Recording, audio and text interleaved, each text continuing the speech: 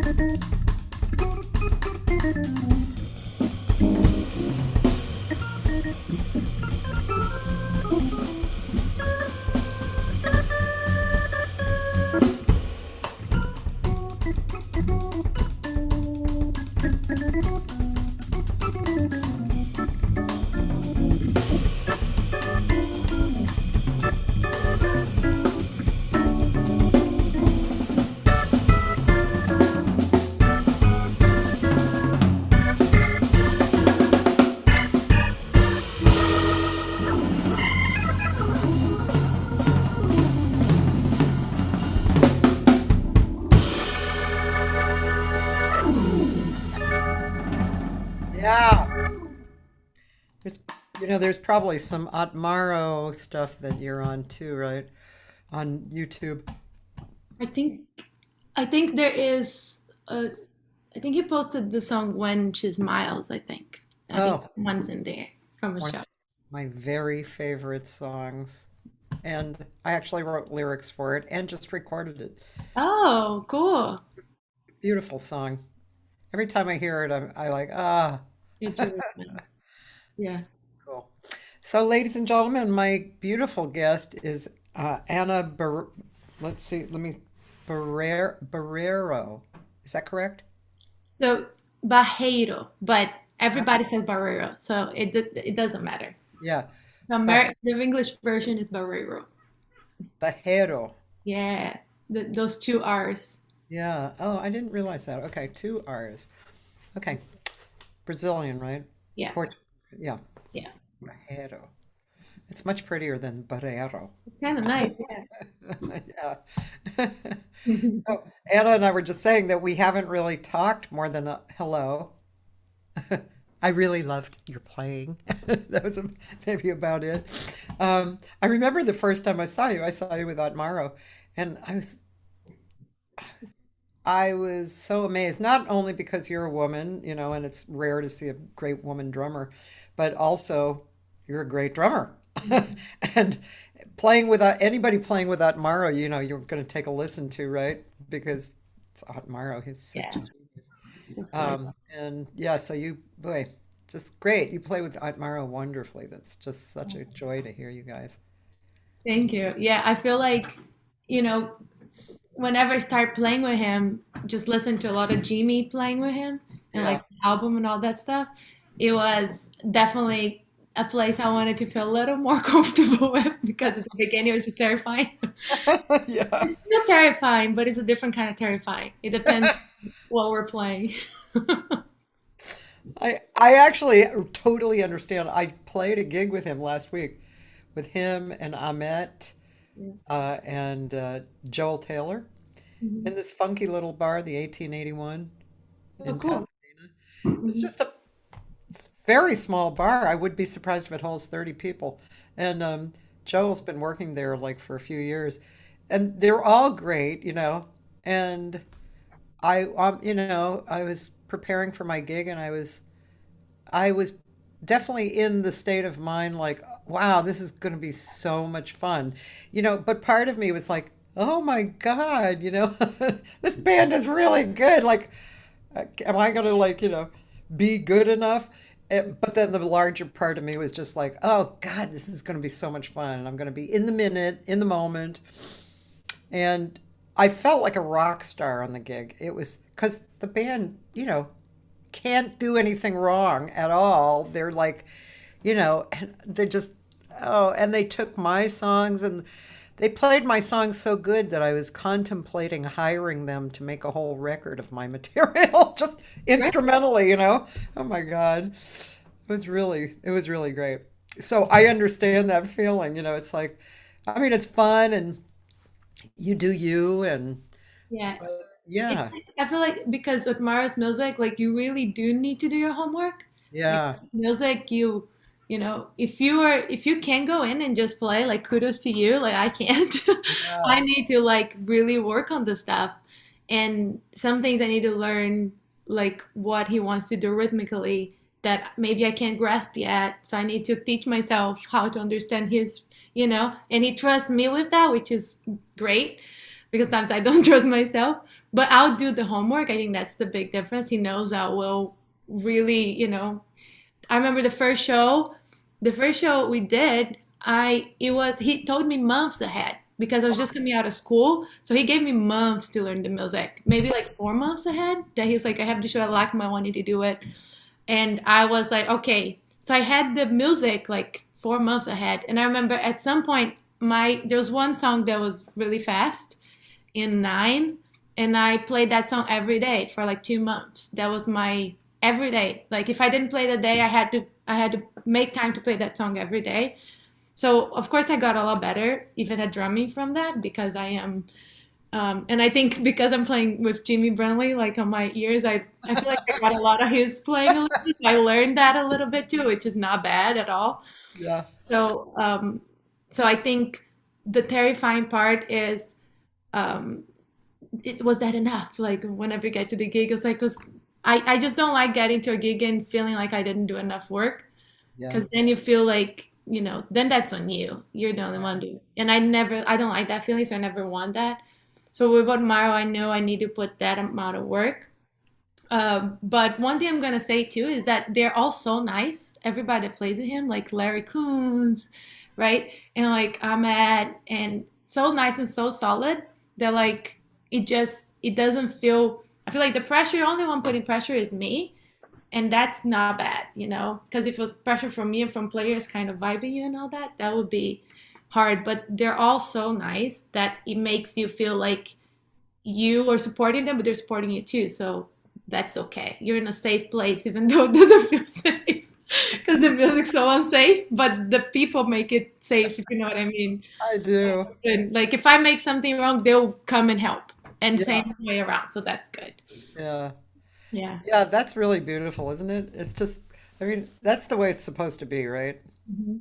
And like no ego too, like just being like, yeah, this is hard and I'm struggling too, like I was like, okay, great. Because I'm very clear whenever I am. I'm like, I'm so sorry, this I'm getting. And I feel some people hide that. They pretend that they know me. But none of those guys do, which is funny for sure. And it kind of makes them human. And then it's like, okay, I'm human too, so let's make music together and we're good. So that's nice. Yeah. Okay. The interview can be over because that you just said the whole thing.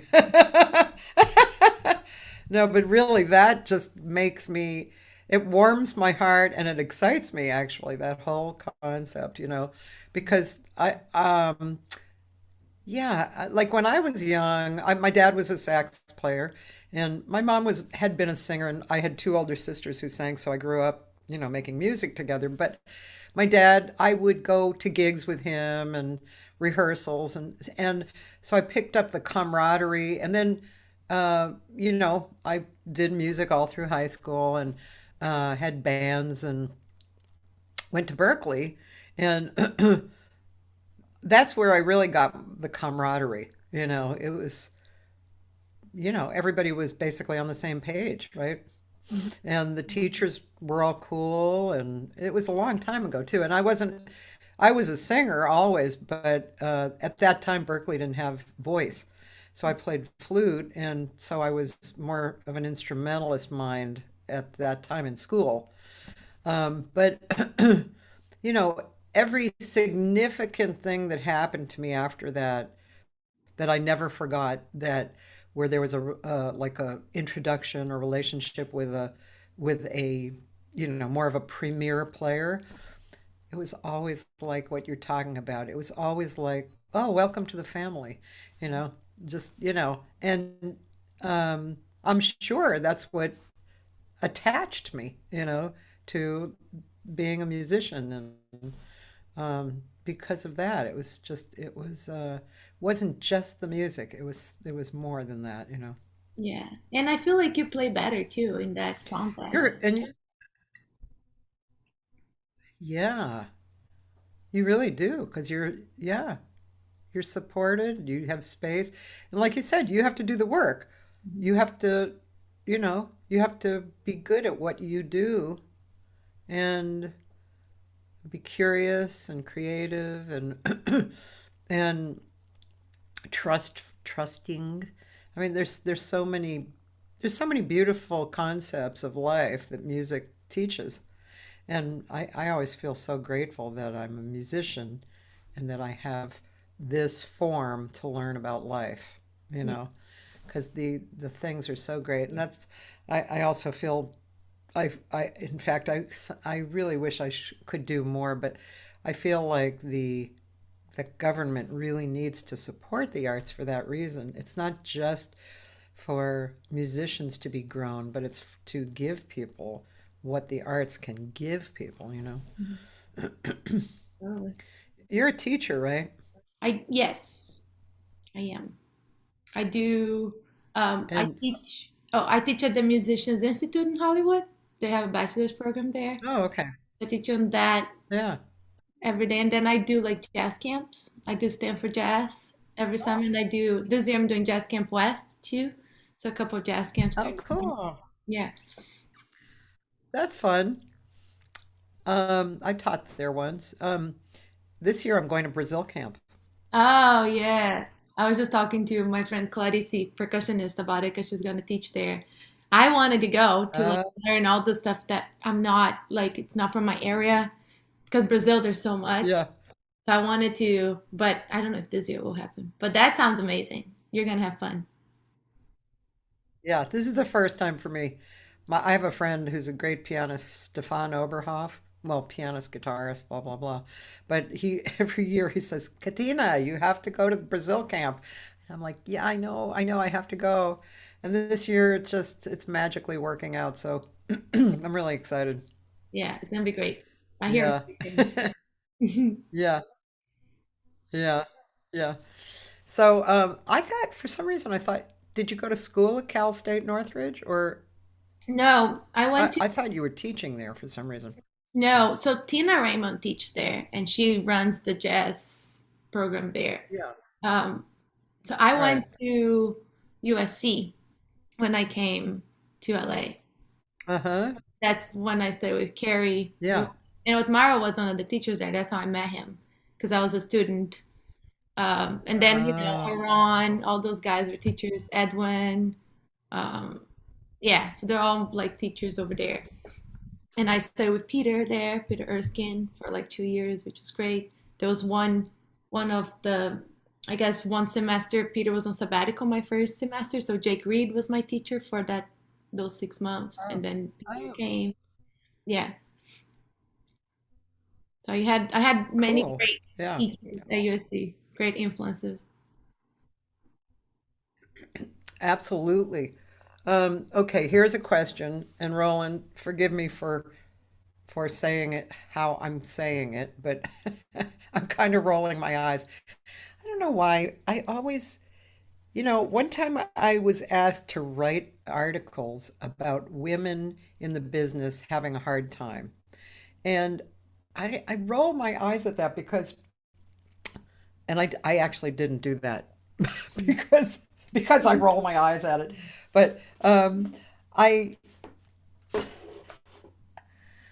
it's not that I doubt that there are problems that come up because we're women, but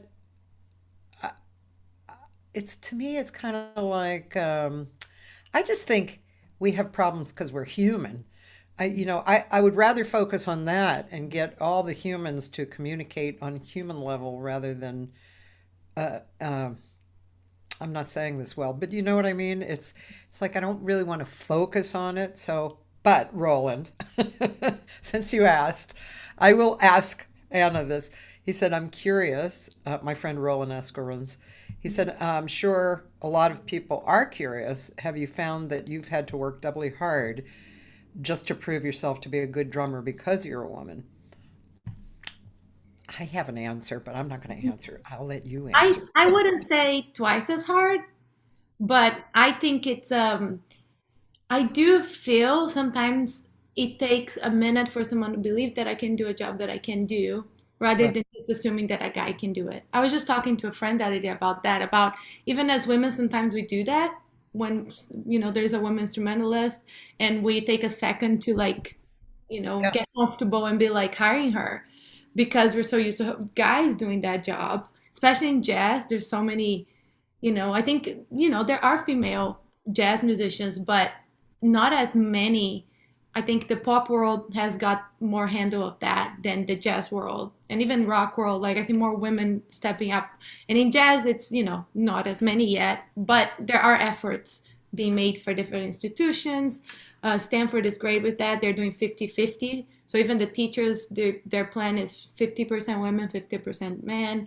So people are aware of that and want to change that. So I think why it takes a minute for someone to be like, yeah, after you actually play rather than someone telling or talking about it is I think it's just the not being so conventional to having a bunch of women on the bandstand.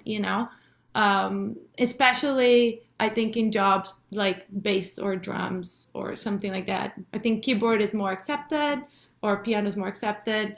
But I feel like I don't think I had to work extra hard, but I think I have to deal with more BS sometimes and just be patient and be like, yes, I can do this job. And also tell myself I can do it. One thing about women, and I don't know if you agree or not, we can talk about that too. We got this training at Stanford just about how when we're teaching girls and when we're teaching boys and how to do a good job with both girls and boys. And that's not a rule, but a lot of the times boys are like, they will, if they want to jump, like if they want to jump a hole, they're going to go and they're going to jump.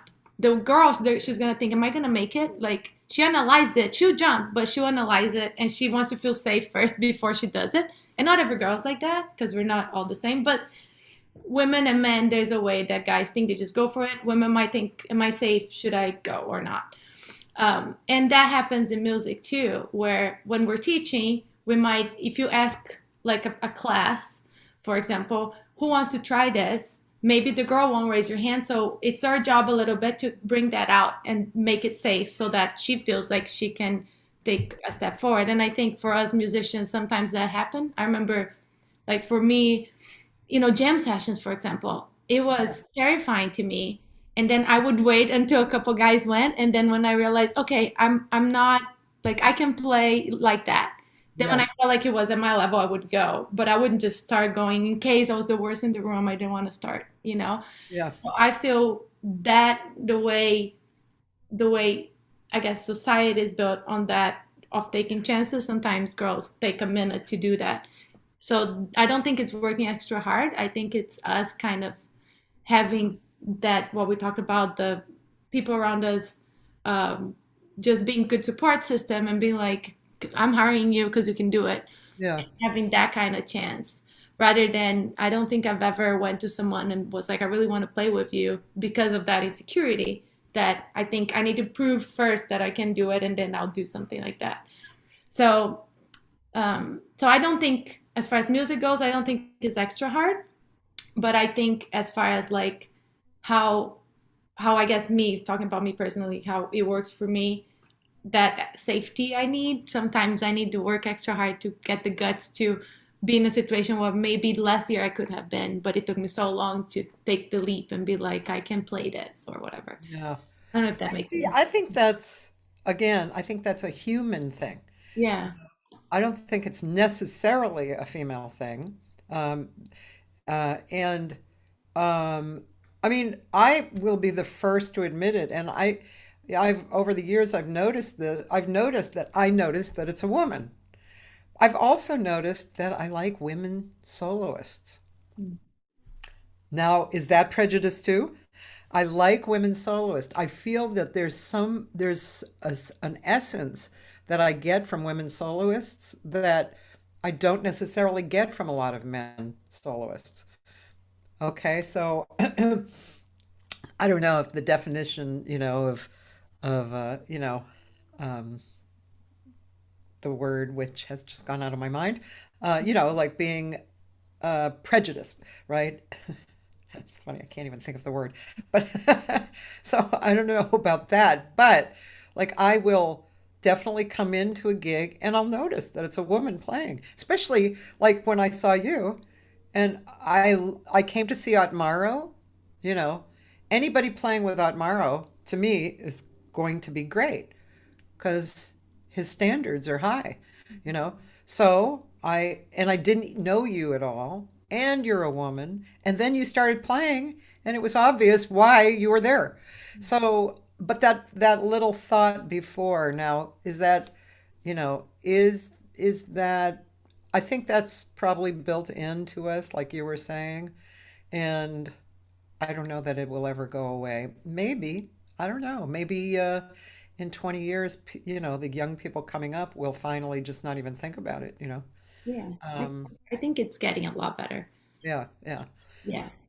And But even like it's hard to say like it's so rare because it's not that rare anymore. Even for no, it's not that rare. it's less, of course, there's a lot more men, but I think there's so many young women deciding to be musicians. Like before, there was like when you start playing music in school, it's pretty much 50-50% girls and guys. Uh-huh. And then as you go to high school and college, it changes. A lot of guys and not a lot of girls. And they're asking that question, why? Why all the guys keep going and the girls considerably stop playing? Yeah, And representation is a big one because, if you don't see yourself doing something, you might not try to do it.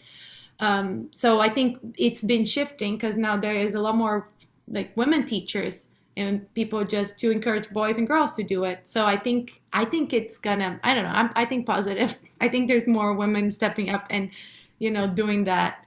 And we see it too. I feel like, and also honestly, there's been women playing, this whole time. It's just the chance to be on the spotlight, which wasn't given so much because the yeah. guys always got the spotlight. But women have been playing, for forever. It's Well, in now, the 20s even there was, yeah, in the 20s there was like women bands, yeah, right? But like Mary Lou Williams, she was like a kick-ass, but she was a pianist. And like you said before, I think women pianists probably were a little more accepted, right? In the beginning, like a woman sax player, that might have been difficult, right? Yeah. And yeah, but there was a drummer. Oh, I won't remember her name. Old time, not that old time. In fact, I think she might have died like last year. So she was in her 80s or something. I can't remember, but it came around on, Viola. yeah, I think it was. Yeah. Okay. Yeah. She was a drummer. She was happening. She was really swinging drummer. Mhm. Um, I remember seeing Allison Miller Yeah. when she came to the Blue Whale, and I was like, yeah, really good. And oh, thanks, Helen. Helen is showing something. It looks like a percussionist. I'll go look at that. But last night we saw Daka Braka. Hmm. Are you familiar with them? Yeah. So it's really an interesting group. Okay, so they've actually been together, I think, 10 years. They're Ukrainian. And there's three women and a man. The man, they all sing. The man plays mostly accordions, and one woman plays cello, and another woman plays piano and drums, hand drums. The other woman plays trap, drum, and wonderful drummer. Yeah, I mean, just, well, the music is really interesting. It's a combination of Ukrainian folk music and I don't know, a little bit of rock and some improvisation. And the three women have these very, high that voice thing that happens over in that side of the planet, that kind of stuff. And they perfect intonation, beautiful voices, high, like a lot of it is very high with little inflections, and they sing when they sing together, you just about die. And it was at the Ace Theater downtown, which is really large, and there was like 1,300 people in the audience. It was fantastic. It was a really fantastic concert. They also had a background that had been like illustrated. There was some video and it was kind of illustrated visual. So, and of course, being the Ukrainian situation, it was very moving. Um, yeah. Um, were you a percussionist at all too, or do you just consider yourself a percussionist rather than just a drummer? I I I play some percussion now, but I started on drum set and I've been Yeah. playing drum set and that's what I'm comfortable with. But I've learned a little bit of Brazilian percussion, so sometimes I'll do that. But that's not, you know, I play drum set. That's more what I do. Yeah, yeah. And did you always do that? Like you were born in Brazil? Yes. Yes. So I was born in the southeast of Brazil, a state called Minas Gerais. Uh-huh. And I did, like, as far as music goes, we did like piano lessons when we were like 5 or 6. So that's how I was introduced to music Yeah. or playing an instrument. And then drums, when I was 12, I started learning drums. And then I really loved it. Grew up playing in church. And then by like 17, 18, I decided to go to school for like college for music. Yeah, but no, at that point, no percussion, just drum set and church, just playing in church. So I wouldn't play Brazilian music really because we didn't do that. Every now and then we would play like a baião at church, but it wasn't all the time. That's And interesting. yeah, so that kind of thing, Brazilian music and jazz came when I went to college actually, because that's what it was taught. Oh, oh, interesting. I talked to Jimmy Brantley a little bit about that. He said he didn't really come up playing Cuban music, Oh, yeah, which is yeah, interesting, yeah, right? Because everybody calls him, the Cuban drummer, right? yeah, Yeah, that's funny. yeah. Um, so when did you move away? So I went to college at a school in São Paulo called Souza Lima, and um, they have a agreement, I guess, with Berkeley. So what you do 2 years. They're a sister school. You do 2 years in São Paulo, and then you transfer those years to Berkeley, and then you just finish 2 years at Berkeley. So Oh, saves a ton of money because you're just doing 2 years. You're literally just doing the class that you need for your major. So all the other stuff you do in Brazil. And they come to Brazil for audition, for scholarship. So you just go to study, which is great. You don't need to uh-huh. do extra trips. So I did SOS, and then that's when I came to America. I went to Berkeley as well for like 2 years, 2.5. Um, and that was 2009 when I moved to America and went to Boston, stayed there until 2012. And I wanted to do a master's degree because if my plan was if I go back to Brazil with a master's degree, I think it would be better because I didn't want to do masters in Brazil because it's super academic. A master's in jazz in America, I didn't think was super academic because even the last thing you do can be a show, right? In Brazil, it has to be a whole long thesis and stuff. And here at USC, at least, it wasn't like that. So I'm like, okay, I want that because I'm not great at writing, but I do want to have a master's degree in case I teach and all that stuff. So that's when I came to LA to go to USC to get the master's degree. And after that, I ended up started playing with people here. So I got a visa to work as a musician, but then I kept playing, and then I'm still playing and I'm still here. And now I feel like, and now here is home. I got married to an American guy last year. So now we're going to be an American family. So it's all like, now I'm here. I'm going to stay here. There's no going back anymore. Lucky us. Now I'm local. Um, Admaro said there's the stereotypical BS idea of girls being more sensitive and guys being more muscular. Anyway, isn't music entitled to enjoy both approaches and everything in between? Yeah. My friend Helen, my new friend, sent me, I don't know if you've ever heard of this woman, but she sent me a link to this woman, Lane Redman. And she apparently, wow, she was my age, but she died in 2013. She wrote a book called When the Drummers Were Women. Hmm. And I've heard a lot about that kind of that yeah, theory of, yeah. yeah, that's pretty cool. Composer, drummer, author, filmmaker, educator. She looks great and she looks beautiful. She's smiling and she has percussive drums in her hands. Really nice. Thanks, Helen. I'm gonna check that out. I was gonna let's. My friend Dan found an Admiro in you, um, and then she smiles. Right. Let's listen to it because it's one of my favorite songs. It's probably at the Blue Whale, I'm guessing, right? I think so. Yeah. All right. Here we go. Wonderful, wonderful. Ah. Yeah. I'd be surprised if you couldn't see me in the front row somewhere.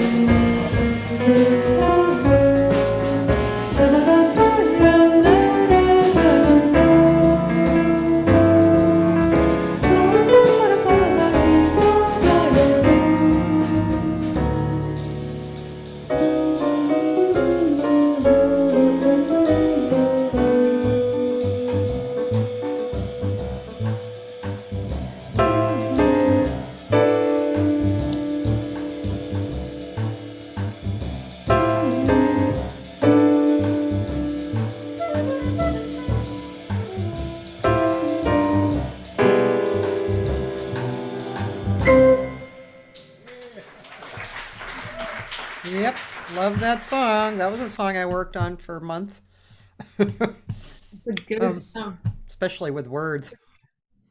Yeah, it's really a great song. So I have a question. Um, I'm sure they teach you this as a drummer, but so you're playing a song like that. It's it's definitely a song like you said before, needs to be learned, right? And it's in let's see, is it in 11 or 9? I can't remember. It's five, but then there is 9 one little part that is dun, dun, and dun, 4. da-da-da-da-da-da-da-da-da-da-da. That part is shorter. I don't know that as I just sing that part. Yeah. It's in five, and then there's one Yeah. bar with Mara. What is it? You're over there. I'm just kidding. It's like I think it's one bar that it's something else, but I forgot what it is. But it's like it makes a lot of sense because the melody goes there, so you don't need to count that part. At least that's how I. Yeah. But I think once you know the song, you don't really have to count. It's just so it's one of those songs that it's it was written out of, out of the ether, and it's just it works. It's really beautiful. Um, but my question is, being a drummer, um, so I noticed, especially during Atmaro's solo, you were very solid. You were like playing, solid time. Now, is that, I mean, thinking about, the drummers all through the ages, there's I guess it's more of a personal preference of what you play, or maybe perhaps the leader too. I think honestly, the way I play with him now, I think it's very different. I think honestly, listening back, I wish I took more chances. Watching that video, I'm like, oh, why am I not doing anything? Like, and I honestly, I remember just being nervous and like trying to make sure I don't lose track of what's going on. And I think uh, Yeah. the couple of times I took chance, I thought it sounded better. And I think right now we just did a show. We did like Paso Robles a couple weeks ago, and we played this song, and I saw Oh like yeah. a video that we record that like just on the phone, and it's totally different. I think it's just like as I don't know. I think the style kind of change when you play a little bit more, but without losing the intent that that song Yeah. should be. I shouldn't play all over the place, but I do think like I think it's both a choice and then a choice to just not get lost and a choice to just do a good job, which I think after a while, like now I'm much more comfortable with stuff like that. And I feel like it's a little more Yeah. expressive now, which is good. I feel like it's good that it's better. Not like I look back, it's like I wish I could do that again, that same way. So I think Yeah. in that case, from remembering and from listening, I think it was both sometimes making the decision to like, because I think the parts that started quiet and went, that was good, but when it stayed there for too long, it's probably because I'm just trying to not lose it, um, Yeah. which is just what it is. But so I don't know if it's so much of a choice than it was me trying to figure it out how I could Yeah. do other stuff without losing my dum, ga, ga, ga, dum, ga, that kind of Yeah. thing. Yeah. I totally get that, I mean, being a singer, you really have to be brave to to go out and experiment on certain songs, Yeah. because you're probably going to get lost, unless you're really a musician who understands the theory of the song and where all the chords are going and all that. You're kind of depending on your ears and your memory and your experience of the flow of the stuff. But yeah, the chance thing is, I get it. Yeah, it's interesting. Yeah. And And yeah, listening back really helps too when you listen to yeah, yourself. Because yeah, a couple of things are decisions. And, playing at the Blue Wave, you need to keep a volume down because you don't, yeah. because it's a live room. But even there's Mhm. some parts that, I feel like I play on the top of the cymbal, I'm like, I need to change that and play more on the side so that it sounds more like a drum, you know? So those Yeah. things I feel like are things that I watch and I'm like, all right, I can get better on that. And that is something that I've noticed I am getting better on, like, because the sensitive stuff, I feel like I people like it, and that's usually what I call for because of the sensitive stuff. But I want to make sure I can also be a little explosive sometimes when it's called for. And I think that is like my quest a little bit now, post pandemic, is like I can express myself really well quiet. I want to make sure I can also express myself when it needs to stir up things. Still be solid, but kind of stir up, you know, a little bit and be more part of it. So it's really cool to watch back and be like, okay, I like that. I don't like that. You know, I'll do it. Yeah.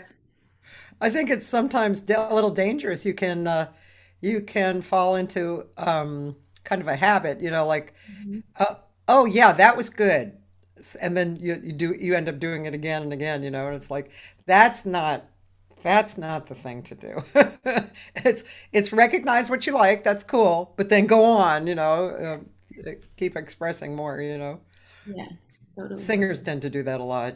Oh my gosh, I'm always pointing that out to my students, like, that's cool one time, but don't repeat it because then it's not so cool. Plus, singers who are kind of medium level, they hear something and they like what they did, and then they kind of think they can't be better than that.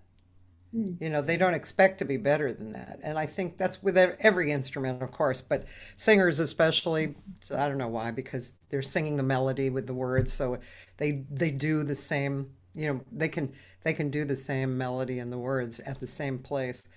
Um, and I'm sure that happens with all instruments, right? Yeah. I think so. You get used to the, licks and things that you always do. Um, Yeah. yeah. But um, yeah, and I think that's why it's so important to listen to yourself back. And it's something I didn't used to do a lot. But now with videos out and things like that, then you're forced to because things are online. And that is good in a way because you really see, you address yourself a little bit more as a, because it feels good in the moment, but then when you watch back, maybe you didn't like it that much. So it's different when you're playing and when you're listening back. Some things feel away and they don't come across that way.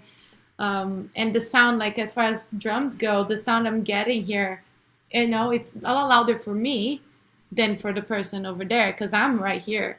Uh, so those things I'm more aware of. I feel like just like whenever I play things that have a backbeat, I play that too quiet sometimes. So I need to be aware of that because I'm here, but I need that person over there to have that same kind of intensity. So that's like a self-discovering thing that I don't think will ever end, but it's good. I feel like once you get to a plateau that you're like, oh, you're good. What I'm doing is good. Then I don't know if that's troublesome or if you're in a good place when you're like, okay, great. Because then you might just stay there and then maybe that's not a good place to be. And that's what's cool about music too, because you can always evolve, right? You always develop. And I like that. I like that part. I don't think,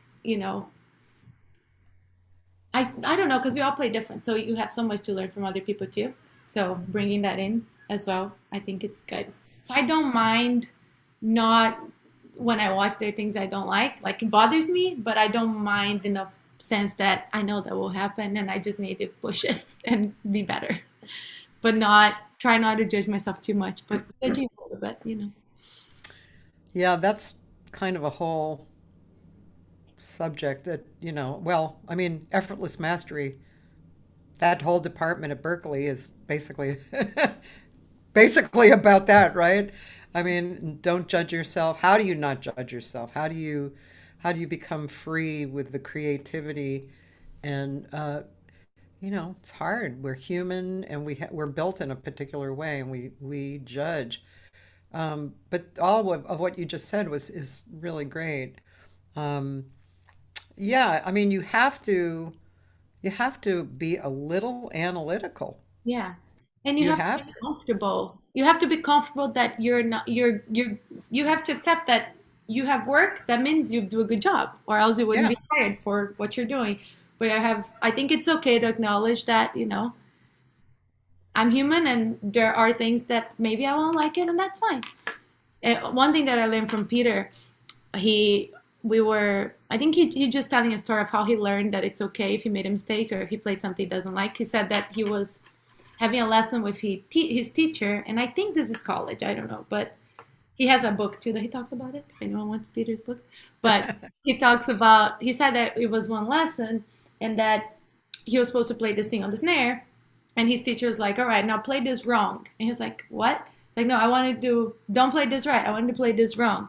So Peter had to play it wrong. He couldn't play it right. So he played it wrong. And then his teacher was like, all right, looks like the world is still spinning. Like, we're alive. Things are okay. Like, nothing happened, life goes on. You played it wrong, but look at us. We're fine. So I think that stayed with me too, of like, even if things, are not perfect, I'm going to try to make my best. But even when, watching something back and be like, I wish it was more this, but like nobody died. We're safe. Mara didn't lose a finger. We're all good.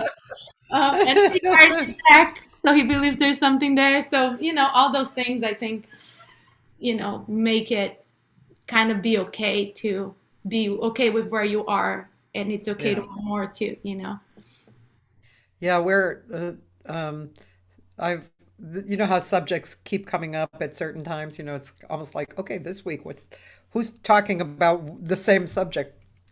And a lot of times singers and teachers will say, your voice is what it is today. Because, vocalists, really like get into it and, really, I think because there's words and communication with words, so it's difficult to pluck yourself out of ego, and just be there, with the communication, Actually, Larry Kuntz told me this several years ago. I asked him what he was practicing, and he said, Kath, I'm practicing whatever I have to practice with joy. Mm. And that was like, it actually changed my life to hear that. And plus, I think at the time, my teacher kept saying, stop analyzing. I know you're a teacher. Stop analyzing yourself when you're singing. And I'm like, I'm not analyzing myself when I'm singing. and and and then Larry said that, and then I saw myself on stage. I was like, friggin' A, man, I am analyzing myself, and it's so subconscious. Like, get the hell out of there, man. So I've really worked on that a lot in the last few years, and I really try and give that to my students too, because really it makes all the difference in the world. It even makes a difference in technique, Mhm. when you don't analyze yourself. I mean, and again, you have to analyze a little because that's how you grow. You have to see, what am I doing? What did I do wrong? How can I fix it? But there's a whole other section that has to just go straight forward Yeah. and be fulfilled. Yeah. And it's like it's if you're analyzing yourself and you're just mad and you think you suck, and that's a Yeah. different mindset than if you analyze yourself and you're like, great, I get to work on these things. I know exactly what to do. It's like a parent too. Like when a parent is just telling you to not do something because they want their own peace of mind or because Yeah. they care about you, you know what I mean? So it's like Yeah. how we treat that ourselves. Are we doing that because our self-esteem is terrible and we're just, you know, we put too much emphasis in our purpose in life, being an amazing musician, that we're putting too much pressure on that? Mm. Or, or is it just like, this is one aspect of my life and I know what to do to get better? And that's fun. That's fun. That's not terrible. That's actually Yeah. great that I have a place I to go. right. It's You know? fun. It Yeah. is fun. Peter told me something once. I interviewed him a long time ago, and he told me he'd just gotten into Weather Report, and coming from Stan Kenton. So in Stan Kenton style, people would kind of duplicate what somebody else was doing rhythmically, right? If somebody was dot dot dot dot dot, you would jump in there, and that was exciting, right? But weather report, of course, Mhm. everybody did something different. They were all tied to the same center. So Zawinul and Peter were standing around listening back to like Black Market or something, that they had just played. And Peter had done one of those, right? He had like matched. And he was kind of cocky. He was like 21 or something. And he was all cocky. And Joe Zawinul said, "Too bad you had to do that." And Peter, of course, never forgot that, and was totally blown out by that. But of course, then he continued on with the weather report, and became the drummer he is. Yeah. We learned a lot. Uh, that's really fun. Yeah. Um, let's see. I know we have some comments, so let me check. So maybe some questions for you. um, Lots of complimenting. Jay Kirsch, Nora Paradiso, Helen Hodgson, Joe Della. Oh yeah, I know. Yes, Otmaro is a genius. And Roland said, "I love the way Larry looks at Otmaro with such admiration." I had noticed that too. Maita Dinas, she's filling way up in the stratosphere. Katina, she said, "Anina, Anina, Anina," whatever. Okay, Otmaro said 5/4, and then that shorter bar of 7/8 to complement the melody. Thanks, Atmaro. Um, Control, support, dynamics, and on top of all that, she manages to keep it fresh. Regarding you, Atmaro Wow. said that, and great. And Jose Roman Duque, best way to approach Brazilian rhythms on drum set. Yes. All right. So let's see. I'm curious. I'm curious what your well, first of all, did you did you have favorite drummers specifically that you listened to, or did you find yourself drawn more to other instruments? Um, I think both. I remember there was a period of when like in college we had to like transcribe solos. And honestly, to be honest, I thought transcribing drummers was too hard. So I transcribed other instruments. So I would transcribe like a sax solo, but on the drums, and playing the articulation, and Ah. which helps the way I play now, but it wasn't, the rhythm wasn't good. It was just I thought it was like hard with the drummers. So to other, because then I could like control the pitch on the drums, and I feel like I could be creative, even though. Yeah. And my teacher was fine with that. At the time, we had this jazz improvisation class that every week we had a transcription. So one week was bebop, one week was fusion, every week was a different. So I remember choosing a lot of instrumentalists. So I think that definitely influenced me. Um, but but also a lot of drummers too. I just would take longer on them. But Roy Haynes is someone that I really loved a lot. And Elvin Jones, there was one period that was transcribing a lot of his comping. And Max Roach, a lot of what I was checking out was his stuff with like Clifford Brown and Sonny Rollins. Um, so those three guys are the ones that I was checking out the most. Uh-huh. Growing up to like in college, there was this drummer called Jim Black, the New York drummer. He had this work with uh, I forgot his name, trumpet player Dave. He had this trio called Tiny Bell Trio, and was really into like modern weird stuff. So that trio was like I would listen to them all the time, and I feel like it kind of gave me a lot of ideas on how to play different textures and different things with just the kit. So Jim Black was a huge influence, and Brazilian drummers. Um, there's this drummer called Carlos Bala that he's more known for playing for Djavan, and I really like Djavan. So I listen to a lot of Carlos Bala, and I listen to a lot of well, Edu Ribeiro. He's like a more contemporary. drummer, like more closer to my age, next generation, but not like Roy Haynes and all those guys. So he is an amazing drummer. Um, Celso too. I'm forgetting everyone's last name. But Celso de Almeida. He played with Maro when Maro went to Brazil. Oh, Really cool because Celso was my favorite Brazilian drummer for a long time. When I was uh, there, I would always go see him play. He was the drummer for Rosa Passos, oh. and he has just he plays, he's just amazing. So when Otmaro went to Brazil to play with him, I remember being like, I wonder how he's gonna play the songs that I play over here. Because I love salsa so much. So I think there's a video somewhere that I found of them playing.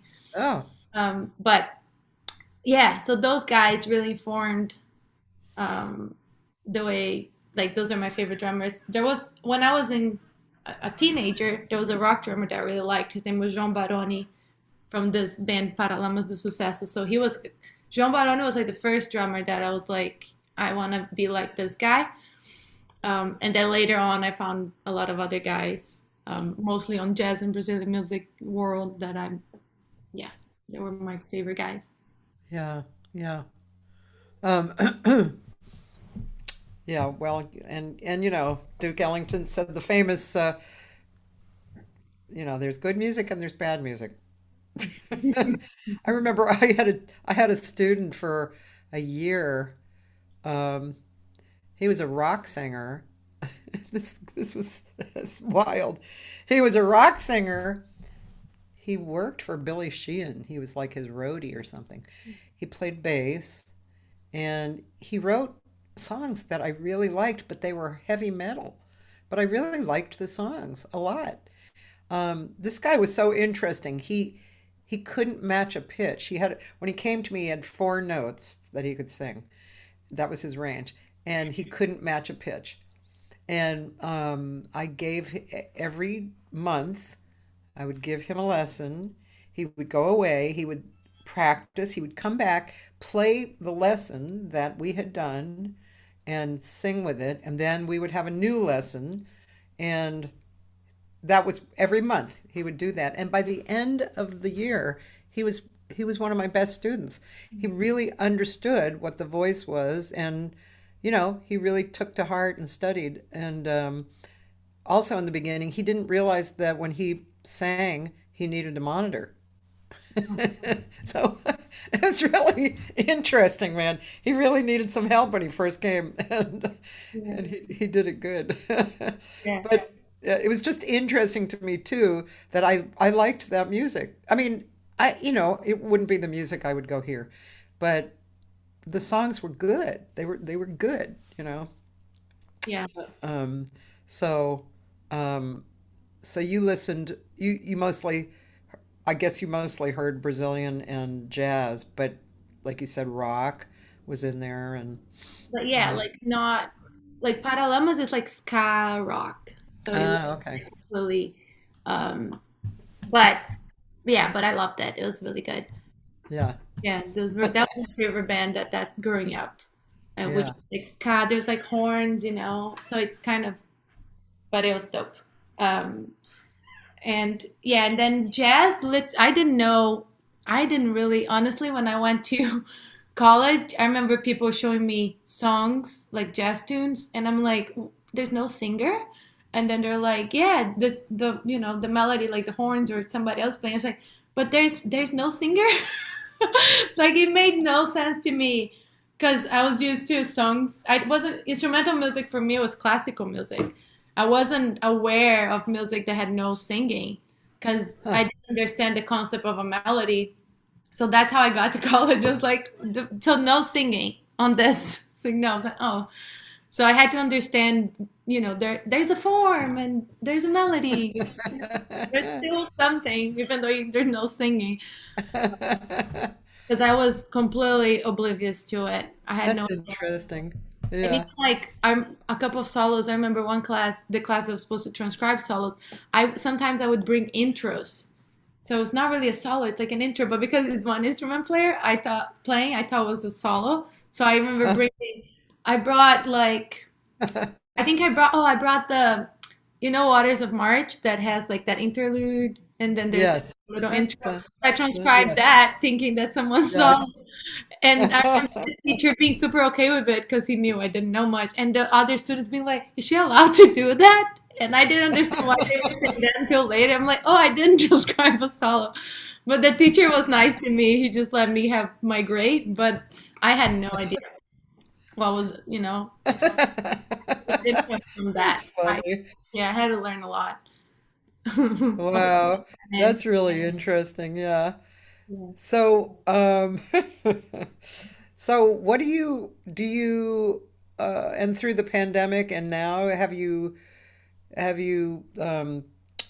had a different practice routine, or do you practice at all, or It depends, honestly, on the week.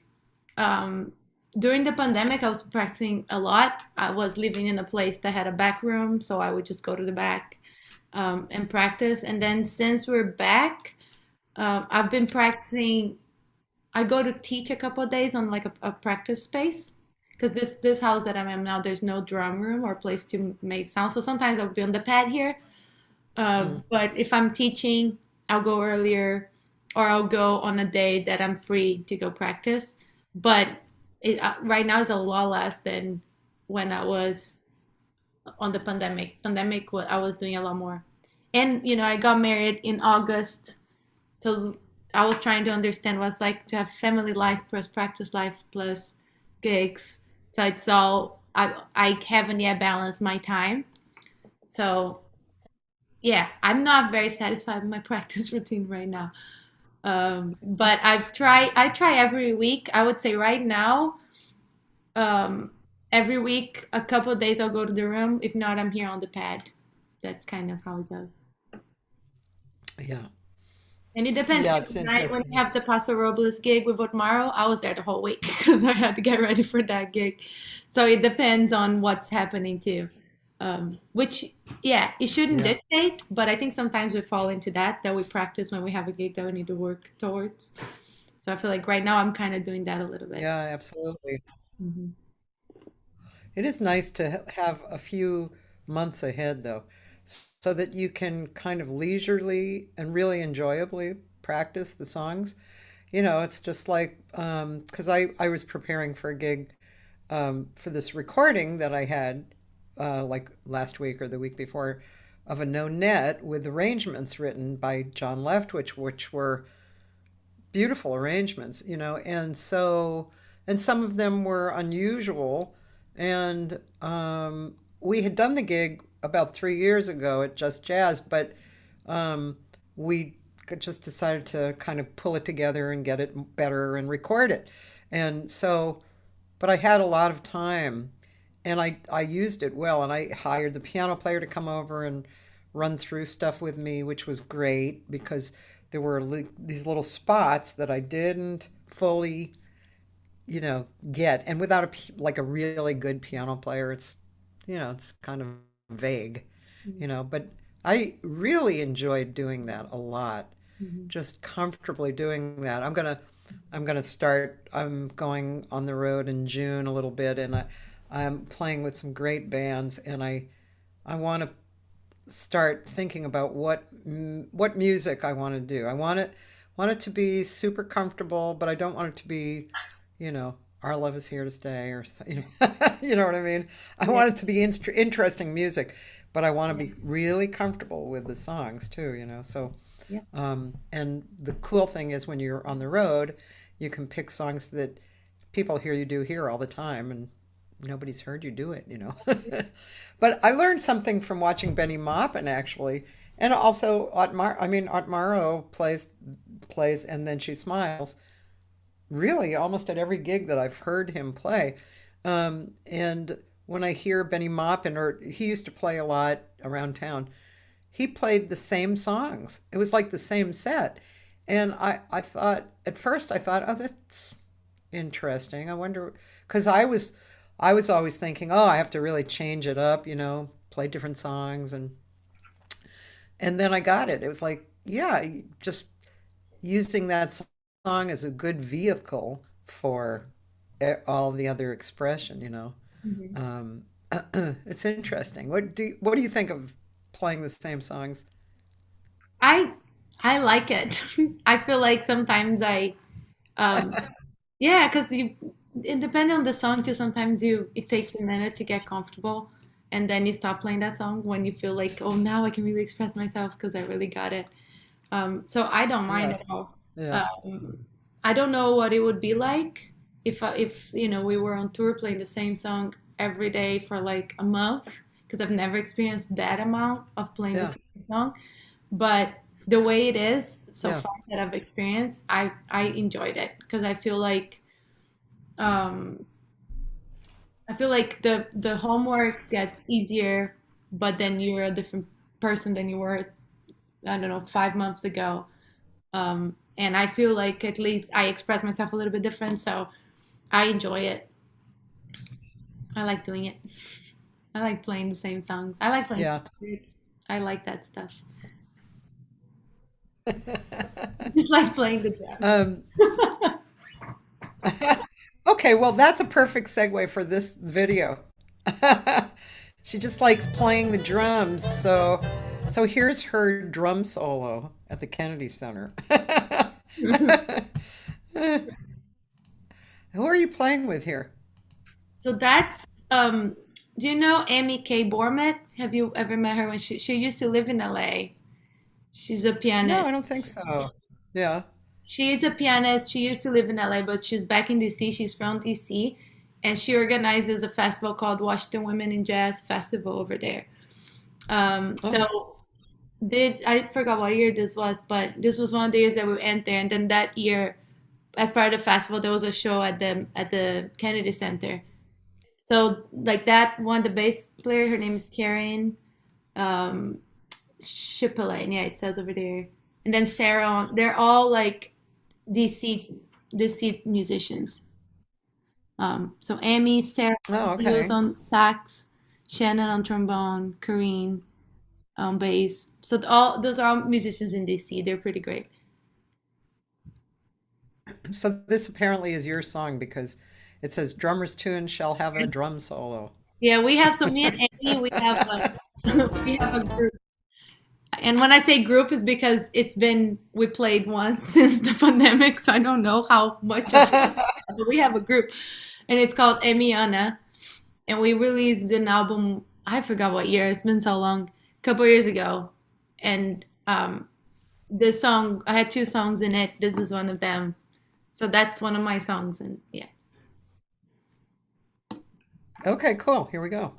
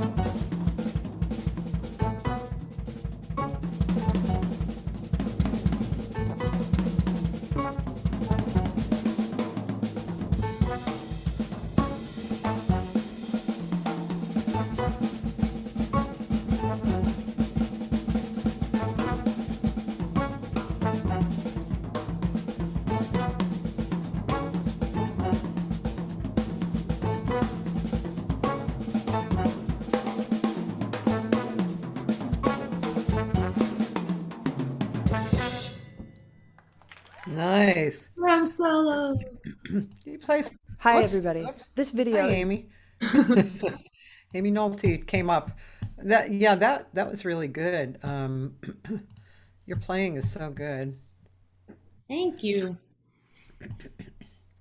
Halloween took a long time to be a little comfortable with it. That was like the hardest. That that song. No, just like soloing in general.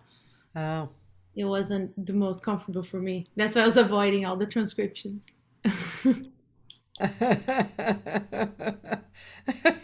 It's funny, isn't it? It's Yeah. funny how life moves on. I was just listening to something about that. I forget what I was listening to, but it was some guru speaking or something, and he said, I think he said just things are going to happen, and you can't change them. Mhm. So, Yeah. well, I mean, it's all how you deal with it, isn't it? Yeah. Uh, And you that's have, yeah, I think like it's cool was good in that sense for me because I liked playing behind people, but you have to solo. So you have to, so the more you do it, the more but you have to do it. So I think if you're scared and you don't want to do it, it's good when people are like, that's jazz. Like you have to solo. Like you cannot solo. Improvise in jazz. You can just play behind people all the time. It's like, okay, I guess gotta work on that. Yep. Sorry. That's it. Yeah. And Gotta then do it. and then it's fun once you give it a chance and keep trying. But What was maybe the best thing that you've learned as a drummer, technically speaking? uh, technically speaking, Uh, like drum technique, is that what yeah, yeah. um I don't know. I think oh I think just like rudiments, that's probably because People talk about that a lot. Yeah, some people it wasn't emphasized for me until later on how yeah. important it is. So once I understood how important it is, just I think rudiments are important. And rudiments, basically, like in layman's terms, is about time and subdivisions, basically. Yeah, you can't put rudiments in a time in a subdivision, but they are like ways you can combine your hands pretty much. Like right hand first, left hand first, or left or right, or however, two here, or them almost together like a flam. So all of those, so rudiments are pretty much ways you can combine your hands and groupings you can make, and all the alterations and different like different yeah, different rudiments, I guess, that you can get from combining your hands. But then you can make them whatever you want, whatever subdivision you want. So, and that's why it's so important because we learn them in a way. But like Yeah, you said, you can put them on time, you can put them on different subdivisions. So when you start mastering how to put them in a different subdivision, how to put them in time, then that's when it gets interesting. It's like scales, right? yeah, Rudiments are drummers' scales. Once you start mastering a scale, then it's easier to play, yeah, right? You can yeah, put different times in different things. So that same thing for rudiments for yeah, drums. yeah. That kind of leads me to ask you, um, this is kind of a little bit of a vague question, but what is your intention in your overall music life, your music perspective? Living a life of a musician and putting the music out. What do you have a specific intention that seems to lead you, or is it just maybe a bunch of them? Um, I think I don't know. I think my intention is to um, do a good job. I enjoy it. So as I want to do it, I want to do what I enjoy it, and I think my my plan, I guess, would be to always get gigs that will provide more for me and that will be um, make living in LA more affordable, because not more affordable but like easier. So gigs, put myself in situations where I'm happy with how much I'm getting paid, how much the musicians I'm playing with, which is not always going to be all of them being met, which is fine. But to make decisions. My intention is to keep doing music so that I can make my decisions rather than I have to say yes for everything because I have no money and I need to play every gig ever offered to me. The plan is that, and also um, I think I really sometimes, you know, those gigs that you play and you're like, I would do this for free, but I shouldn't. You know? That's kind of what I want. I feel like that makes me happy. And I've met so many amazing people through music. And I think when you play, and you know, people that don't play in a band or in a group don't understand what we mean, but really is a connection that you make that's different. You know, when you don't know a person, you get to a gig, you don't know somebody, and then you play the first song, and it's like, oh, it's like we've known each other. So I love that because I think it's just a way for me to open up to different people without having to, I mean, just musically, right? Musically open up. So I love that. I love just meeting people and playing with people and um, being proud of what I do. That also, I think it's a great thing if you can be proud of what you do. So my intention is to keep making money so I can afford things with music, to connect with people from like musicians and also people that come to see shows. There's so many amazing people that come to shows just because they support music. So be more aware of that. And I think give back too with teaching or whatever it is. I feel like so many doors were open to me, even as sub, people that asked me to sub for them. So kind of pass that along and not hold on to things I don't have to hold on to, give opportunities. Um, and yeah, I think that's my intention are like this three things. I think someone knocked on my door, but it's all good. You sure? Go away. Did you ever feel like quitting music? Yeah, when I was in college, so I my first plan was to be a doctor, so that was Oh, what I wanted to be. yeah. Then when I start right before I got to music school, that's when I decided to do music. So it was literally like I did all this entrance Oh. exam for schools to be a doctor, and then even before getting some results, I'm like, no, what am I doing? I want to play music. So my second year of college, I almost changed to being a doctor again. But it was like the school I was, it was 2 years, right? And then you would get some sort of maybe a certificate, it's called, before you transfer to Berklee. So you still get a degree. It's not a bachelor's degree, but you get something. And I remember my teacher being like, "You're on your second year. You're gonna be done. So why don't you finish, and then you go to be a doctor, you know, but at least finish because you just have one more year to go." And then my mom was like, "Yeah, you should finish. Why not? You know, just finish." But then when I finished, it was like, "That's what I want to do." It was because they were all saying, "Just keep going a little more because you're almost done." And then you can, you know, at least you won't be thinking, what if I had finished? I was like, yeah. And I was young. I was 18. It's not like I Yeah. was, you know, I still had a lot of time if I want to go to medical school. Yeah. So it was good that everybody was like, just finish and then you see. That moment I wanted to switch. And I remember looking at different places. But then I think that second year was very important because at the end of my second year, I started playing with a couple of teachers there too. Like there's one teacher, Lupa Santiago, that really helped me, and I played a couple of really cool gigs with him, and that made me like, oh shoot, like if I keep going, maybe this can work. Maybe I can make a living if I just keep going. So that was really helpful. Cool. That's nice. Roland asked if you met your husband through playing music. Is he a musician?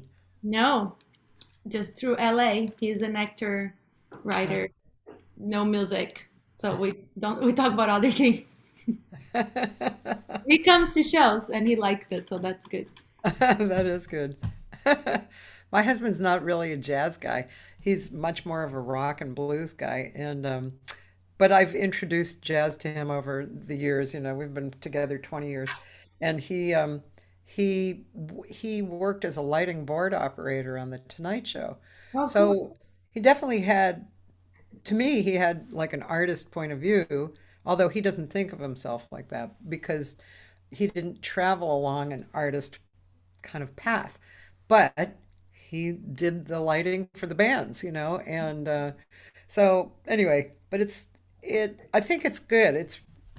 I mean, for me, it's refreshing, and you know, yeah, there's like you. I mean, well, I won't go into the long, boring story, but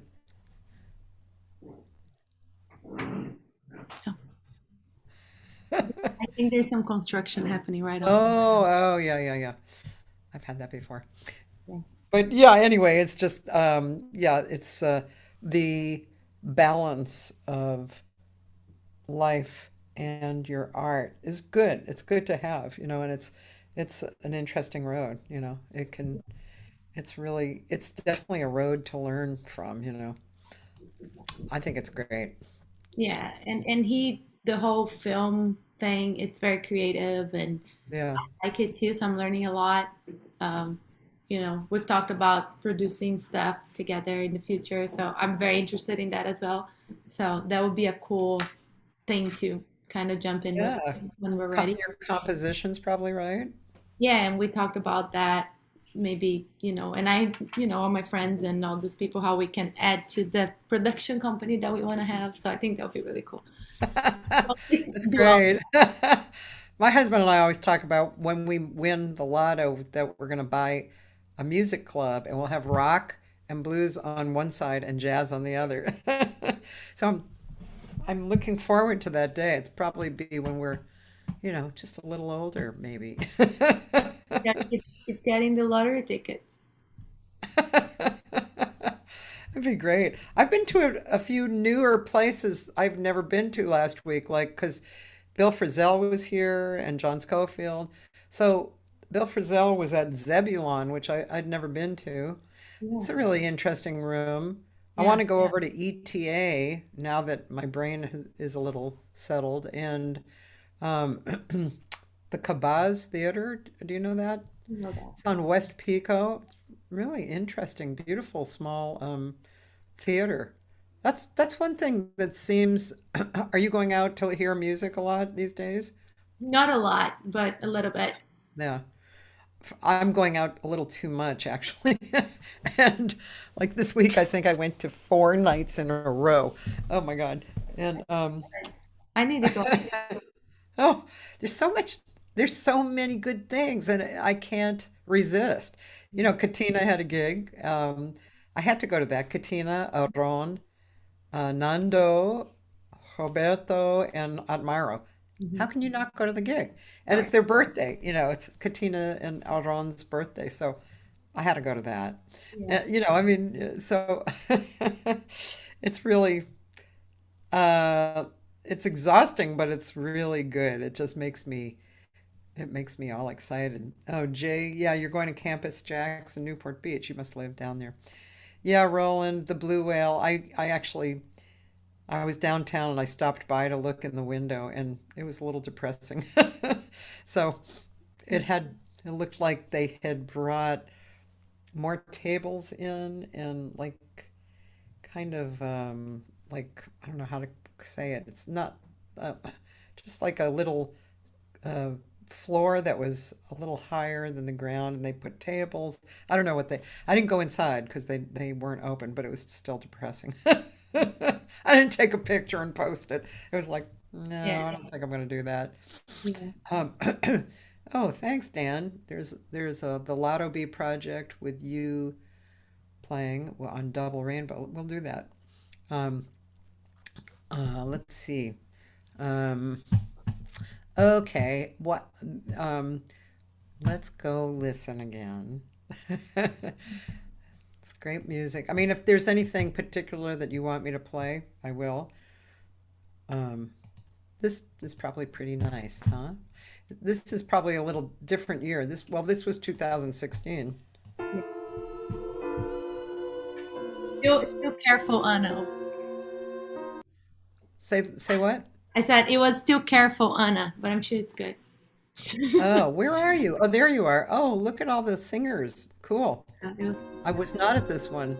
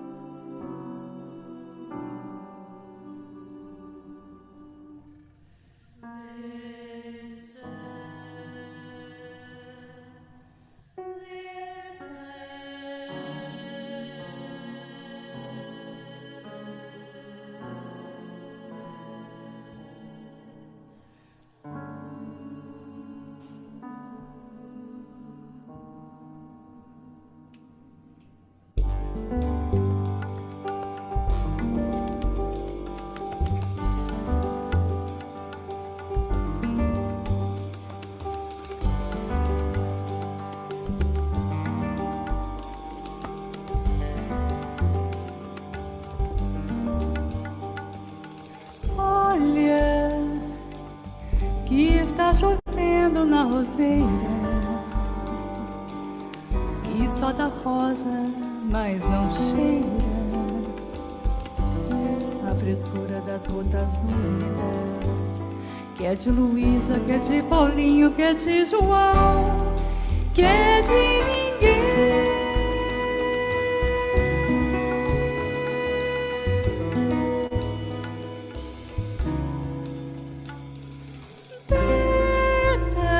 De rosas carregadas pelo vento,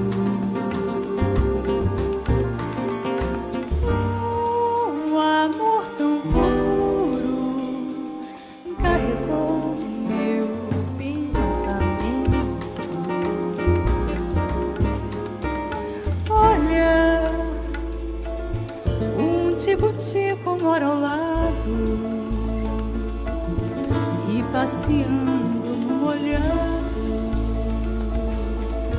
adivinhou a primavera.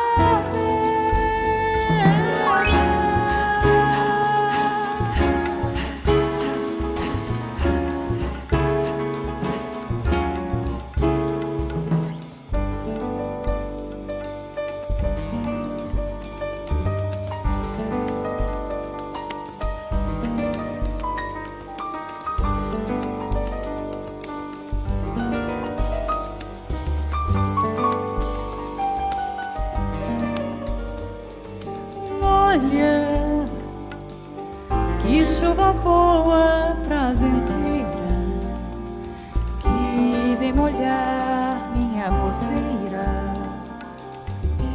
Chuva boa, criadeira, que molha a terra, que enche o rio, que lava o céu, que traz o azul.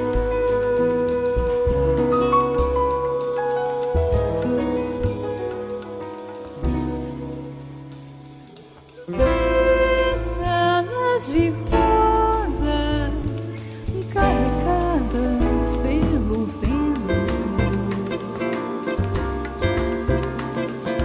um amor tão puro carregou meu pensamento. Olha, um tico-tico mora ao lado, passeando no molhado, adivinhou a primavera.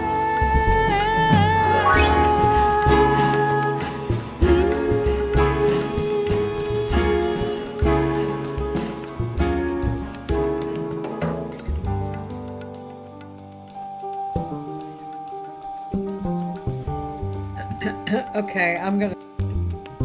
I want to. You said this is the too careful. No, it's like it's still the careful Anna 2016. Yeah, I want to see some uncareful. Let's look for some uncareful. Careful. What the heck? But it sounds. I feel like there's so much textures on this song. Yeah. Nice. Um, Let me see. Um,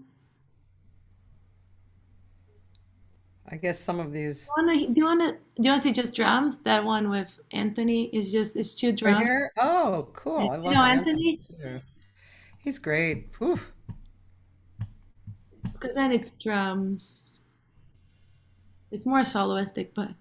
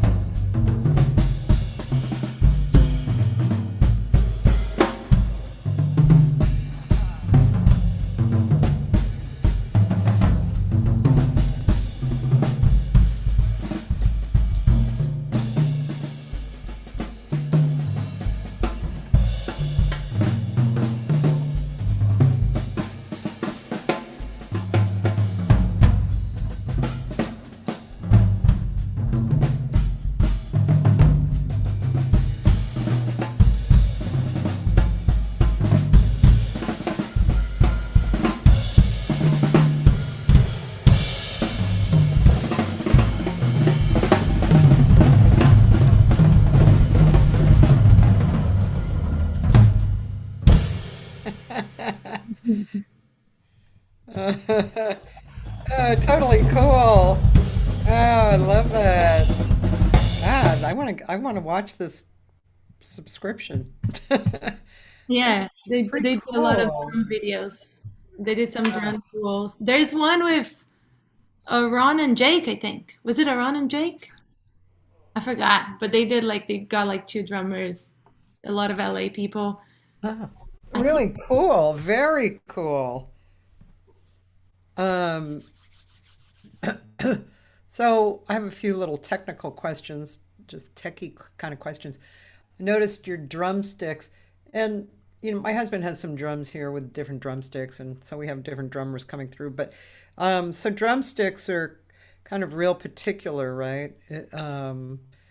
Besides the thickness and the weight, is there anything else about drumsticks that is like a personal choice? it's like how long they are, the material, the tip. Some people like nylon tip, some people do wood, or if the tip is like rounded, if it's like the shape of the tip. Hmm. So so all those things matter depending on what kind of how you like it. Because it all changes the sound. So whatever sound works for you that you like.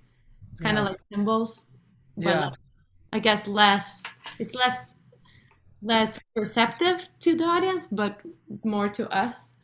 But it still changes the sound a lot, especially the tip. I feel like when you're playing on the cymbal, depending on the tip you have, it sounds different because it's how much of the wood is on the cymbal, right? So Yeah. yeah. Do you kind of stick to one type of sticks, or do you like a few different types? I I change sometimes. I've been doing this AJ2. It's called American Jazz 2 by Vic Firth for a long time.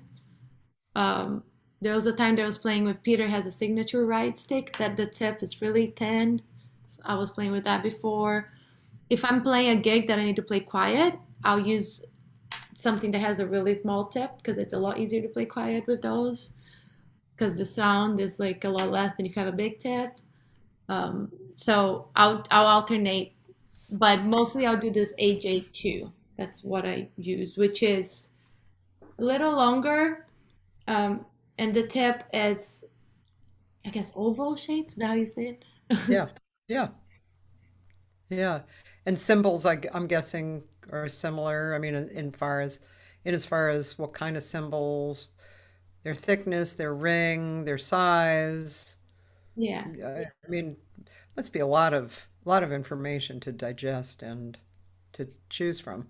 Yeah, and I've been sticking with a couple of symbols that I use often for Hmm. both Brazilian and jazz, and um, but some people are a lot more specific than I am. Sometimes what the only thing that sometimes will matter if I'm playing with a singer and I feel the cymbal is getting in the way. I don't know if you ever feel that, depending on how low the singer sings or how high and how high the pitch of the cymbal is. I feel sometimes can get a little muddy. So that's when sometimes I'll try to use a different cymbal. Um, but I've been sticking with the ones that I have now for a lot of things. But if it's not jazz, I'll use something a little different because jazz cymbals I feel like a little more open and there's Yeah. more sound to it. Maybe I don't know. It's preference, honestly. Yeah. Yeah, it's interesting. Probably of all the instruments, I probably know the least about drums. This is a lot of information that I really haven't considered. I know what I like and I know what I don't like as far as when somebody's playing. But like specifically, and I remember one of my friends told me years ago that I should study drums, and he probably, just to give myself a better education about what I liked and what I didn't. Um, and I tend to like freer players, you know, and even in straight ahead. Just because you're playing straight ahead doesn't mean you have to go tick tick tick tick tick tick tick, tick, right? Yeah. And of course, who I think it was Miles who said, if you have to tell a drummer what to play, you should just get a different drummer. So I thought, okay, that's kind of like me. I don't know a lot, but I know what I like and what I don't like. Yeah. Yeah.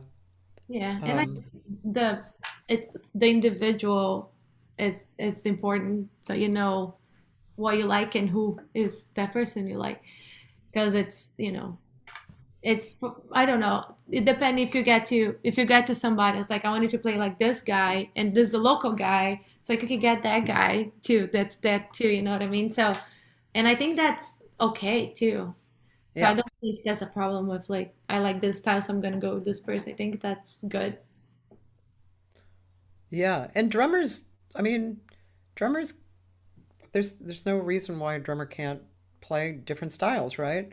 I mean, it's like the rudiments and and just what they've listened to, I guess. Actually, my friend Nora Paradiso said, she said it's just so smooth and pleasing, it's so precise. Kudos to women and their tender moments expressed. I could hear you for hours. I just want to know what was the first thing at your home that made you want to drum and keep a beat on? The pots and pans, the spoons, your mother's furniture? How old were you?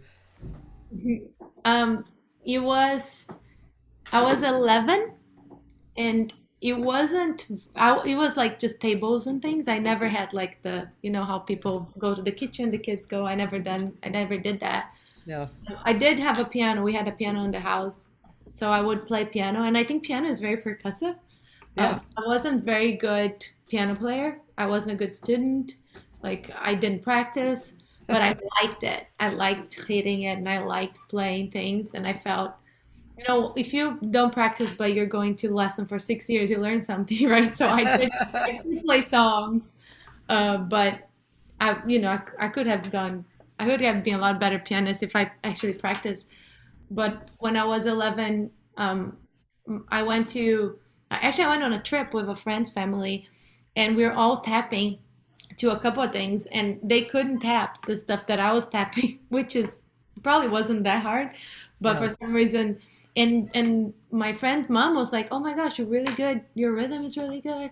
You should. That's really good rhythm." And I went home thinking about it, and I'm like, "Oh, I want to play drums." And then when I told my mom I want to play drums, she put me on lessons right away. So it was just, I want to do this. Like, okay, here you go. So it was accessible because there was a music school right by my school, so I could go from school to the music school. It was one activity I could do on my free Yeah. time. So they liked it. So it Yeah. was like I didn't have a whole. It was basically I like tapping on things, and someone said that doesn't sound terrible, and then I was like, okay, That doesn't sound terrible. yeah. That's funny. Someone acknowledged it. And honestly, like I heard this story about this cartoonist that he was in school, and one cartoonist came for something, and all the kids draw a lion or like draw something, and then this cartoonist walked around the room, and then he stopped at this kid's table and said, "Oh, cool lion," and kept going. But then that kid never forgot the cool lion, and he became a cartoonist himself later on. So sometimes just one thing someone says to you can like change everything because you're like, oh, like he acknowledged my lion, so I like being acknowledged. I'm gonna do another lion, then another lion. So I think that's what happened to me. I was like, oh, someone said I have good rhythm, you know. So it's crazy how we can interfere on like a kid's decision based on how we address something they do. It's really interesting. Yeah. Did anyone ever say something bad that you remembered?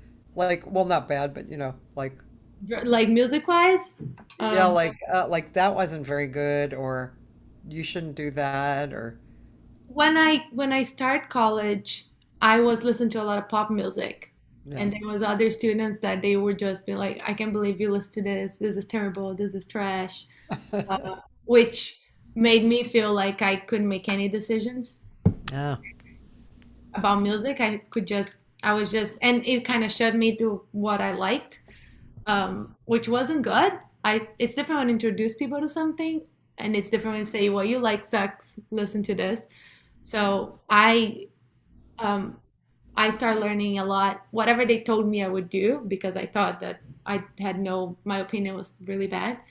Um, so Yeah, and I think as far as playing, oh, playing like some workshops that when you play and people, there's like some artists that come to your school and they give you a really hard time. I've had a lot of those. A lot. Maybe like there's one that I really remember that really got me upset and be like, what am I doing here? Like I shouldn't be here. Um, Oh, did you hear that? Anybody out there listening who might have thought something like that? It's very good. yeah. Yeah. Yeah, you go through on and off, right? I remember I saw a friend of mine sing one night and it was fantastic. And I told her, and she said, well, thank God, because last night I wanted to quit. She had done a gig the night before and it was terrible. Yeah. You know, Yeah.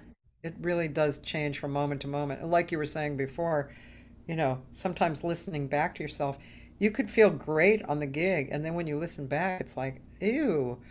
Actually, when I was on the road in Japan, so my friend and I, we had a few records out, and so every night, after or before, but after the set, in between sets, they'd play our record, right? And we'd hear the same, like three or four songs over and over and over again every night. And it was so wild how at one night it was like, wow, that sounded really good. And the next night it was like, oh God, that sucks. And it would go back and forth.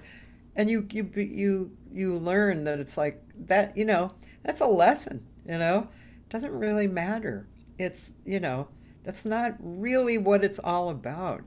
It's Yeah. really about the moment and doing your best in the moment, Yeah. and It having will a be, great time. yeah. Sometimes it won't be your best, and that's just how it is for everybody. Yeah. Sometimes it'll be really amazing, and that's great too. Yeah. Um, yeah, and sometimes you think it was terrible, and then someone really likes it, and it's like, this made my week. This was amazing. Like I'm going home happy, and it's like, okay. So you never know. That happens too. That happens a lot. Yeah, and just I really love the fact that you can all the stuff you said about looking at yourself and knowing that you didn't like what you did, but that's fine. It's just a way to understand how to keep moving forward. I love that. That's a really great perspective. Yeah. So, what should we pay attention to right now, as far as you're concerned? Should we go see you at a gig, or should we hear a record that's coming out, or should we take a class from you? Come to gigs. I don't know when do I have another gig. Are you playing with Carrie at all? No, it's been a really long time. Uh, I haven't. I'm opening my calendar see if it's ever anything. Yeah, I do like I play with some non-jazz people too. Like I do some with some pop indie artists too. Yeah, Whatever people are interested in. I'm playing in June. I'm playing a musical in the Heights in La Mirada. in the Heights. Yeah, Is that the a that little musical? friendly, flexible. Is that musical though? Is it in the Heights? Not Washington Heights. In the Heights? No, in the Heights. It's that musical that is a movie that just came Yeah, out. Yeah. love that. I'm Oh, not really. I don't watch many musicals, but I was with my nieces and they're into the musicals. And that one was so great. Oh my, the music was great. Because we listened to one about the guy who wrote Rent, mhm. and I forget the name of the movie. And I was like, it's okay. I'm not really into that style of music. But then we watched In the Heights, and I was like, oh my God, this is good. Yeah. Yeah, I'm excited because we're doing, do you know the La Mirada theater? Not They do a really. lot of Broadway shows there. Oh, I mean, they do the productions, but it's really cool. It's a really nice theater. So in June, they're doing the In the Heights. And I'm excited because the music's really fun. It's all Latin styles and yeah, yeah, it's great music. Is it the whole month of June? yeah. So I'll be there for June. I'm doing the Jazz Camp West in the middle, so I'm leaving for a week. But which Alison Miller is the artistic director there. You mentioned Oh, she's cool, my cool, boss that week, and she is amazing. Uh, cool. I'll post whenever I have gigs. I would say come to a gig if you want to hang out and watch some music. Okay, I okay. post on Instagram, so if you're there, that's where I'm at. All right, we'll do that. And then before I go, I'm just going to tell people that tomorrow I have an old school musician, Adams, who is from the East Coast, but he's old school and he knows a lot of great stories. He's had a lot of great experiences. So I'm looking forward to that. And then Wednesday, guitarist Beth Marlis. I don't know if you know her or not. It's funny, I don't really know her that well. She kind of came along the lines of Joe DiOrio and Ted Green to me, who I knew very well. But and I think she taught at MI too. But anyway, she's a really good guitarist and she's very experienced. So the Monday through Wednesday is my live people, and then of course Thursday through Sunday I have archives. People can go and um, look at my website to see who's on the archives. There's a few great music things happening this week in town. Liz Cole and Tom Franchini at Oino Vino on Wednesday, and Thursday Casey's in Reseda, which is a really interesting, really fun gig. It's just a very straight ahead, fun gig. Kim Richmond's playing there on Thursday, and Maita Dinos is playing on Saturday at the Arlington Gardens. So that's all I'll tell everybody. But thanks so much for being on. It was really fun to talk with you. I love your point of view, very, very similar to mine, and so of course I love it. Thank But you. anyway, it was really fun to speak with you. Yeah, you too. Thanks for inviting me, and shout out to all the people that employ me that got me here today. I appreciate it. Thank you so much. It was really fun. Oh, one question I had on that duo. Um, was that I didn't know the composition, of course. Whose composition was it? That was a monk tune. Oh, Da-dum, ba-da-ba-da-bam, da-dum, da-da-da-da-da-da-da-da-dum, ga-da-ga-da-ga-ga. What song is that? Dun, dun, da-da-ba-da, boom, boom, boom. So that's a monk tune oh, that, bum bum bum, yeah, dun, dun, or yeah, it's called. yeah, it's in the back of my mind. Uh, Okay, a monk tune. yeah, and then the intro is from a record. The drummer, It was one of those intros you wrote down, right? well, Frankie, that's the when we play together, we play a little intro, it's like an 8 bar. That's from the record Frankie Dunlop, what he plays. So we play Oh, that, and then we play the melody however we want, and then we trade, and then we go back to the melody. So, but that's that monk song that I forgot what it's called. What's it called? I don't know, but maybe it's on the link. It might be yeah. there. Okay, I'll go look. Thanks, thanks, thanks. Have a Thank you great so much. day, Anna. Thank you so much. Thanks, everybody. Bye. Have a great day.